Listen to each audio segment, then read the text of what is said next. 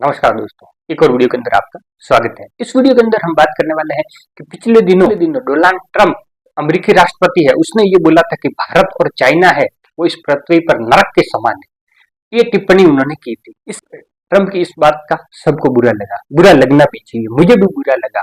लेकिन ट्रंप की बात है उस पर गौर करने जैसा है। जैसे अमेरिका है, यूरोपीय देश है, उसके अंदर लोगों का जीवन स्तर कैसा है और भारत में कैसा है, इसकी तुलना इस वीडियो के अंदर करेंगे। विश्व के टॉप 100 प्रदूषित शहर है, उसके अंदर 90 या 95 भारत के शहर होते हैं। ये भारतीयों के लिए बड़े शर्म की बात है। और विश्व की जो टॉप यूनिवर्सिटी है, टॉप 100 यूनिवर्सिटियों के अंदर भारत की कोई यूनिवर्सिटी नहीं है। शिक्षा के अंदर भारत इतना पिछड़ा हुआ है, इस बात से आप अंदाजा लगा दीजिए। और प्रदूषण किस खतरनाक लेवल पर है कि विश्व के 100 में से 90 या 95 शहर भारत के हैं। अमेरिका जैसे देशों के अंदर एक बार 2001 के अंदर जो वर्ल्ड ट्रेड सेंटर पर आतंकी हमला हुआ था, उसके अंदर बहुत सारे लोग मारे गए। उसके बाद में अमेरिका ने सबक लिया और कोई आतंकी हमला नहीं हुआ। जबकि भारत के अंदर आप देखिए, आतंकी हमले होते रहते हैं। एक आतंकी हमला होता है, उसकी जांच पूरी भी नहीं होती, दूसरा आतंकी अटैक हो जाता है। उसकी जांच पूरी नहीं होती, तीसरा आतंकी अटैक हो जाता है। ऐसे सीरियल में चलता रहता है। भारत सरकार को उस पर कड़ा एक्शन लेने की जरूरत है। हाँ, भारत सरकार ने लिया भी, पाकिस्तान के खिलाफ में भारत सरकार ने एक्शन लिया भी है, आतंकी कैंपों को नष्ट किया है। लेकिन भारत सरकार को ऐसा सिस्टम डेवलप करना पड़ेगा कि आतंकी हमलों को रोका जा सके। भारत के अंदर से जो आतंकियों को सपोर्ट मिल रहा है, उस कनेक्शन को काटना पड़ेगा। क्योंकि पाकिस्तान के अंदर बैठा हुआ शहीद जैसे मोहम्मद का प्रमुख अजहर मसूद कोई धमाका नहीं कर सकता। उसको यहाँ से लोकल सपोर्ट मिलेगा, तभी वो कुछ कर पाएंगे। उस कनेक्शन को काट देगा भारत, तो फिर है वो पाकिस्तान के अंदर बैठे हुए आतंकी कुछ नहीं कर पाएंगे। और भारत के जो अज्ञात हमलावर है, जो पाकिस्तान के अंदर आतंकियों को मार रहे हैं, ये भारत अच्छा काम कर रहा है। जो भी है वो देशभक्त लोग हैं, भारत से प्रेम करने वाले हैं और आतंकियों को अपनी सही जगह पर पहुंचा रहे हैं। हम उस बात पर आते हैं कि डोनाल्ड ट्रंप ने भारत को नरक बताया। अमेरिका हो या यूरोप हो, उनके एक एक नागरिक के जान की कीमत वो समझते हैं।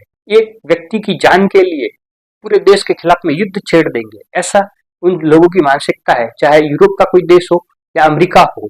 अमेरिका के अंदर बैठा हुआ आतंकी पन्नू खालिस्तानी आतंकी है, वो भारत के खिलाफ में वीडियो बनाता रहता है, भारत को धमकियां देता है, भारत की एयरलाइन को उड़ाने की धमकी देता है।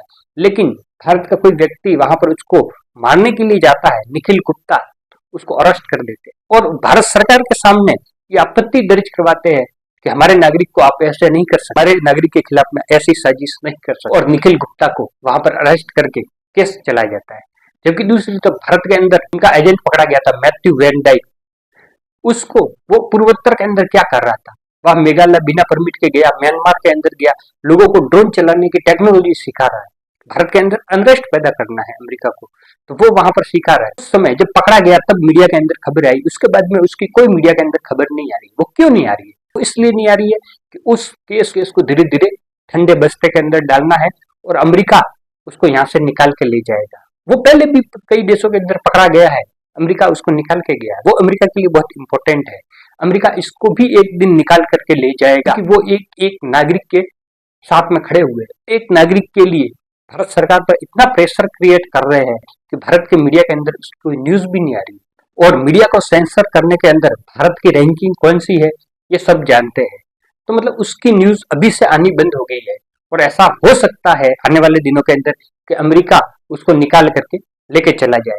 तो इस तरह से वो अपने एक नागरिक के लिए कितना कुछ करते हैं, जबकि भारत के अंदर आतंकी हमला होता है और कितने ही लोग मारे जाते हैं, कितने ही बेगुनाह लोग मारे जाते हैं, बच्चे मारे जाते हैं। जान की कीमत भारत सरकार ही नहीं, भारत के लोगों की नजरों में भी कुछ नहीं है। एक संख्या है, वो संख्या 10 मरे, 20 मरे, 50 मरे, बस संख्या तक सीमित रहता है।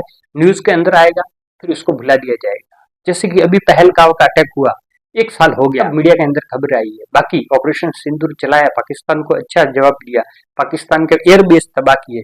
लेकिन उसके बाद में भी आतंकी है, वो दिल्ली तक पहुंच जाते हैं और 3000 किलो विस्फोटक इकट्ठा कर लेते हैं। बड़ी मात्रा के अंदर भारत के अंदर विस्फोटक वो जमा कर देते हैं। 3000 किलो जिस लेडी ने वो जमा किया था, वो एक साथ में लेके नहीं आई होगी, एक एक किलो ले जा करके उसने इकट्ठा किया होगा, तब 3000 किलो स्फोटक इकट्ठा किया था उसने।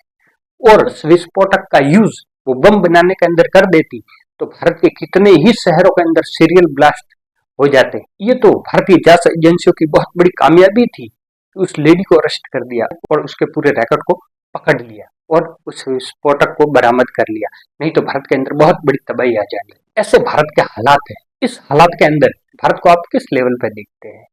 अपने देश की ऐसी स्थिति देख करके कोई भी नागरिक गर्व तो नहीं कर सकता। आम नागरिक और सुरक्षा एजेंसी और हर भारतवासी का ये कर्तव्य बनता है, कोई भी संदिग्ध गतिविधि देखते हैं तो तुरंत पुलिस को सूचना देनी चाहिए और जांच एजेंसियों तक उस बात को पहुंचाना चाहिए। ये हर नागरिक का कर्तव्य है, तभी देश है वो सुरक्षित रह सकता है।